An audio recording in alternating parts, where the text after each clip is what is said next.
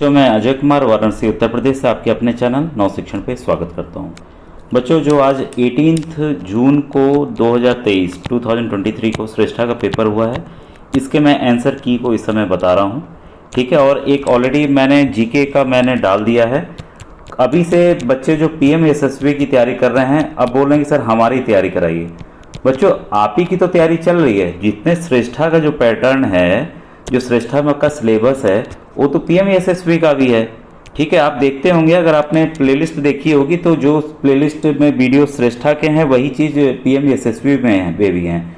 तो देखिए, अभी भी देखिए, मेरी बात मानिए, जिन भी बच्चों ने, अभी भी मैं देखता हूं तो बच्चे जो नए वाले वीडियोस आते हैं उसको बहुत देखा है उन्होंने, पुराने जो ओल्ड वीडियोस हैं चैनल की प्लेलिस्ट में उसको देखा नहीं है। काफ़ी प्रश्न उससे बच्चों समझाने वाले, थिंकिंग वाले काफ़ी प्रश्न उससे आए हैं। अभी भी आप देखिएगा, देखिए मैंने तो पहले ही पढ़ा रखा है, और आप देखिएगा कि उसके कितने प्रश्न इस श्रेष्ठा के पेपर में आए हुए हैं, तो उससे आपको आइडिया लग जाएगा कि पीएम एसएसबी का भी पैटर्न सेम होने वाला है। और जैसे जैसे मैंने जो जीके के क्वेश्चंस बताए थे, देखिए वैसे ही आए हैं। अब मैं साइंस के बताने जा रहा हूँ, आप भी ताजुब करेंगे बच्चों, साइंस के भी काफ़ी मेरे बताए हुए प्रश्न आए हुए हैं। ठीक है, अभी कुछ दिन पहले ही कुछ मैंने मॉडल पेपर सॉल्व कराए तो उससे कई क्वेश्चन आए हुए हैं। ठीक है, तो बच्चे ऐसे ही नहीं कह रहे थे कि सर काफ़ी ज़्यादा प्रश्न आपके बताए हुए आए हैं। ठीक है, एक चीज़ रिक्वेस्ट करूंगा, अभी भी मैं देखा कमेंट सेक्शन में बच्चे अपने नंबर नहीं लिख रहे हैं। एक उससे आइडिया लगेगा बच्चों कट ऑफ का, कि एग्जैक्ट कट ऑफ कितनी जाने वाली है। ठीक है, तो जो मैं वीडियो डालते जा रहा हूँ, जीके का अलग आप नंबर बताइए कितना आया, अभी जैसे साइंस का डाल रहा हूँ तो उसका आप अलग बताइए कितने नंबर आया। अभी मैं मैथ्स का डाल दूंगा। ठीक है, और शायद सोशल का मैं कल डाल पाऊँ, क्योंकि आज काफ़ी लेट हो रहा है और कल मुझे सुबह कुछ काम भी है, तो कल लेकिन मैं सोशल का जरूर डाल दूंगा जैसे समय मुझे मिलेगा बच्चों। ठीक है, तो पीएम एसएसबी के जो भी बच्चे हैं वो तैयारी आरंभ कर दें, और मैंने अभी एक उसका वीडियो भी बना दूंगा कि आपके 2026 तक ये पीएम एसएसबी कंटिन्यूड रहेगी, ये रुकने वाली नहीं है।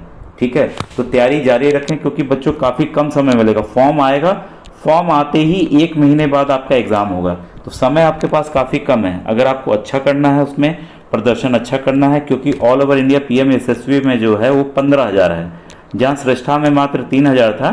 ठीक है, यहाँ पीएम एसएसबी में आपकी 15,000 सीट्स हैं। ठीक है, तो आइए अब साइंस के क्वेश्चंस को करता हूँ। ये ध्यान रखिएगा, ये जेड सैनी का क्वेश्चन पेपर है। इसमें क्वेश्चन आपके जो सीरीज के हिसाब से क्वेश्चन आगे पीछे हो सकते हैं, लेकिन क्वेश्चन बच्चों हूबहू सेम है। बच्चों, पहला क्वेश्चन आपके सामने है, what is the full form of PET, PET PET. ठीक है, यानी कि पेट का विस्तृत रूप क्या है। तो इसका बच्चों जो विस्तृत रूप है वो है पॉलीइथिलीन टेरेप्थैलेट। ठीक है, तो ये इसका आंसर है ऑप्शन नंबर 2।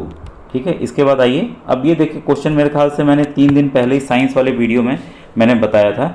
ठीक है, तांबे के बर्तनों का लंबे समय तक आर्द्र हवा में खुला रहने पर उन पर जमने वाली हरे रंग की परत निम्न में से क्या बनने के कारण होती है। सेम प्रश्न मैंने बताया था, सेम प्रश्न बच्चों, कोई भी अंतर नहीं है।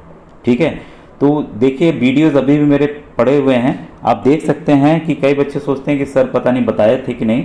तो बच्चों, जो बच्चे कह रहे हैं कि नहीं सर के बताए हुए काफ़ी प्रश्न आए, वो ऐसे ही नहीं कह रहे हैं। तो इसका आंसर है बच्चों ऑप्शन नंबर 3, 49 का 3 ऑप्शन सही है। कॉपर हाइड्रोक्साइड तथा कॉपर कार्बोनेट। इसमें क्या है बच्चों, जो कॉपर है उसको नमी मिली H2O के रूप में।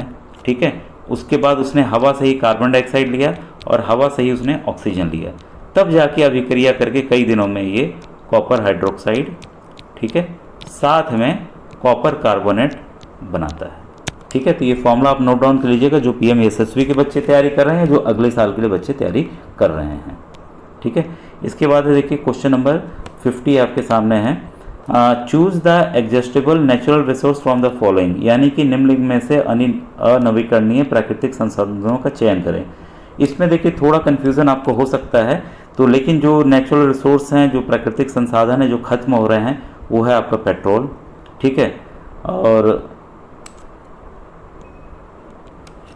दूसरा है आपका कोयला, और तीसरा है हमारे जंगल भी देखिए काटे जा रहे हैं, डिफॉरेस्टेशन हो रहा है, इसलिए पौधारोपण की बात चलती है। तो ये 3 तरह के जो नेचुरल रिसोर्स हैं वो ख़त्म हो रहे हैं, तो इसलिए देखिए 50 का जो है ऑप्शन नंबर बच्चों 2 जो है वो मेरे हिसाब से सही है। ठीक है, और इसके बाद आगे बढ़ें। मानव कोशिका में गुणसूत्रों के कितने युग्म पाए जाते हैं। How many pairs of chromosome are found in the cells of human beings. तो देखिए टोटल जो होते हैं 46 पाए जाते हैं, 46 का आधा कर लीजिए कितना होगा 23, तो 23 पेयर पाए जाते हैं बच्चों, इसलिए इसका ऑप्शन नंबर 2 जो है वो सही है। ठीक है, अब देखिए ये सवाल मैंने बताया हुआ है, एकदम बताया हुआ है फोर्स वाले टॉपिक में, अभी भी जाके देखिएगा पुराने वीडियोस हैं, जब मैंने बुक के जरिए टॉपिक को पढ़ाया था तो मैंने बताया था देखिए इस तरह के प्रश्न आते हैं और सेम प्रश्न मैंने कराया भी हुआ है। An example of a non contact forces यानी कि असंस्पर्शी बल का उदाहरण है। तो आपको पता है जो चुंबक होता है वो बिना छुए करता है, तो चुंबक द्वारा लगाया गया बल जो है वो नॉन कॉन्टैक्ट फोर्स है बच्चों। ठीक है, तो काफ़ी बच्चों को ये सही हुआ होगा। अब देखिए ये सवाल है, कई बार मैंने बताया हुआ है, a boat and an aeroplane has a tapering front because, किसी नौका या विमान का जो अग्रभार होता है वो सुंडाकार क्यों होता है, ऐसा नोकीला क्यों होता है। ठीक है, तो इसके पीछे बस एक सिंपल कारण है, घर्षण को कम करता है यानी कि रिड्यूसेस द फ्रिक्शन। फिर आपके सामने प्रश्न है which is not the example of rabi crop. हजारों बार मैंने कई बार वीडियोस में कहा है रबी क्रॉप और खरीफ क्रॉप के ऊपर प्रश्न आएंगे, इसको आप एक याद कर लीजिएगा। ठीक है, काफ़ी बार बीच बीच में मैंने NMMS वाले वीडियोस में भी, अब कई बच्चे श्रेष्ठा की तैयारी करें सोच रहे थे हम NMS का क्यों वीडियो देखें, या PMSSB की तैयारी करें सोचते हैं हम NMS का क्यों देखें। बच्चों कोर्स तो सेम है, 8th क्लास का ही आ रहा है। ठीक है, तो अब जो भी NMS के भी बच्चे तैयारी कर रहे हैं वो भी ध्यान रखें कि आपके अब कठिन प्रश्न आने का समय हो गया है, और कठिन आएंगे, तरह तरह के आएंगे, तो इसलिए आपको सब तरफ से चौतरफा तैयारी करनी पड़ेगी। और ये प्रश्न तो मैंने काफ़ी बार बताया हुआ है। ठीक है, तो इसका जो 43 है बच्चों, इसमें याद रखिएगा खरीफ में क्या क्या आता है। ठीक है, खरीफ में आपका चावल आ गया यानी कि राइस। ठीक है, सोयाबीन भी उसी में है। ठीक है, और साथ में कपास भी हो गया, मिलेट्स हो गए, ये सब आते हैं पूरा आपके खरीफ में। ठीक है, तो इसमें से आपको उत्तर पता चल गया होगा, आपका उत्तर क्या है सोयाबीन। ठीक है, तो इसका उत्तर हो गया आपका चौथा। और बाकी क्या है रबी क्रॉप हैं, आपका गेहूं हो गया, अलसी हो गया, चना हो गया, ये सब क्या है रबी क्रॉप के उदाहरण हैं। अब देखिए ये वाला तो मैंने कई बार बताया हुआ है, कई उदाहरणों से समझाया हुआ है। मैच द फॉलोइंग हमेशा आता है। लैक्टोबैसिलस आपका दही जमाने के काम आता है। अच्छा मैं हिंदी वाला दिखा दूँ। लैक्टोबैसिलस जो है दही का जमना। राइजोबियम काफ़ी बार बताया हुआ है, नाइट्रोजन स्थिरीकरण है। खमीर जो है ब्रेड बनाने में ईस्ट का काम है। और विषाणु जो है वो एड्स करता है। एड्स का मैंने कई बार फुल फॉर्म भी आपसे पूछा था। ठीक है, तो इसका बच्चों कौन सा क्वेश्चन है 44 का आपका ऑप्शन नंबर 2 जो है वो सही है। ठीक है, नंबर जरूर लिखते जाइएगा कितने आपके सही हो रहे हैं। अब 40वां प्रश्न है आपके सामने। आइरिस द्वारा प्रकाश की मात्रा के आंख में प्रवेश करने का नियमन किया जाता है। चित्र सदा आंख के रेटिना पे बनता है। तो देखिए दोनों सही हैं, दोनों सही हैं, लेकिन ये सही व्याख्या नहीं कर रहा है, तो इसके लिए ऑप्शन नंबर 2 बच्चों इसका सही है। ठीक है, फिर क्वेश्चन 41 है which of the following is not a planet of sun. अब देखिए मैंने तो कई बार ग्रहों के नाम भी बताए, वो भी बताया था कि दूरी के हिसाब से भी याद कर लीजिएगा, तो उस हिसाब से तो आया नहीं, हो सकता है PMSSB में आ जाए। ठीक है, तो इसमें जो है सीरियस जो है खुद ही वो एक तारा है। ठीक है, बाकी जो है वो ग्रह हैं। ठीक है, तो ये क्लियर हो गया, ऑप्शन नंबर इसका तीसरा सही है। फिर है इसमें ये देखिए काफ़ी बार मैंने बताया हुआ है कि बच्चों इस पे आएगा ही आएगा, ग्रीन हाउस गैस पे काफ़ी बार बताया हुआ है, ग्रीन हाउस गैस पे सवाल आएगा और कराया भी है मैंने सेम। ये जो राघव प्रकाशन की बुक है उससे मैंने कई बार कराया भी हुआ है और इसमें ये सवाल दिया भी हुआ है। ठीक है, तो आप देख सकते हैं, तो इसका ऑप्शन नंबर बच्चों 3 जो है सही है। ठीक है, मीथेन और नाइट्रस ऑक्साइड। फिर है कार्क में सर्वप्रथम कोशिका को किसने देखा तथा खोजा। तो ये किया था रॉबर्ट हुक ने। ठीक है, इसके बाद है निम्नलिखित में से कौन सा प्रायुज प्राणी है यानी कि वाइविपेरस एनिमल है।